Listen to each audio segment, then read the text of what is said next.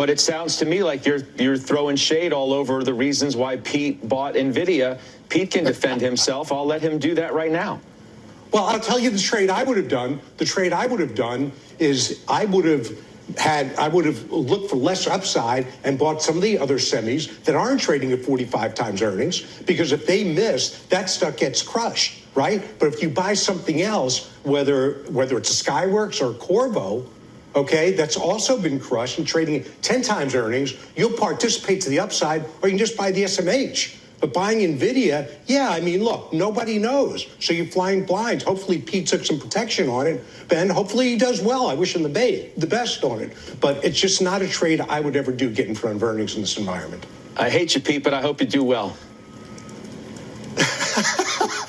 Yeah, I don't hate Pete. I enjoy his cackling. I find it pretty amusing. So respond, Pete. So respond. I mean, because I felt like that was a whole thing of throwing shade at the reason why you bought Nvidia. Right, and I understand what Steve's saying, but I think you also have to understand Nvidia for a long period of time. We've talked about where it trades and what its valuations were, and it was extremely high, right? And if you go back not too long ago with AMD's earnings, take a look at what those earnings really looked like and what the initial reaction was to those earnings. So I'm not saying they're going to do exactly the same thing, but when you look at data centers, and that's a big engine that we're looking at for Nvidia, they've got graphic chips, they do it all basically, right?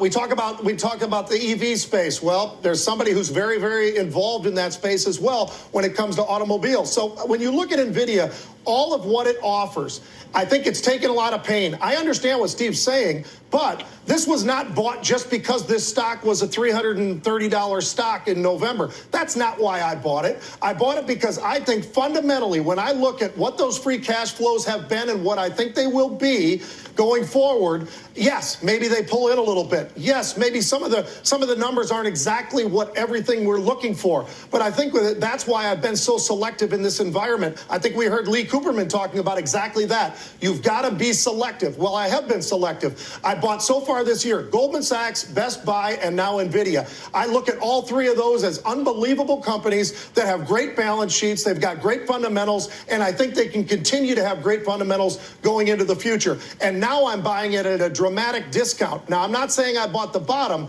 but I still feel like I'm getting a pretty good deal right now on Nvidia. And by the way, and I didn't get a chance to mention this, I apologize, I did sell upside calls against it. Look at the implied volatility. I talk about this all the time. Going into earnings, it's absolutely in the stratosphere. I'm selling calls that are out next month that are $10 above where the stock is right now, and I'm getting nearly $10 for those calls. So that's a trade that I like. It gives me protection to the downside by $10. There's a lot of reasons why I like the trade, and potentially I could be in Nvidia for a fairly long time. I mean, it's typically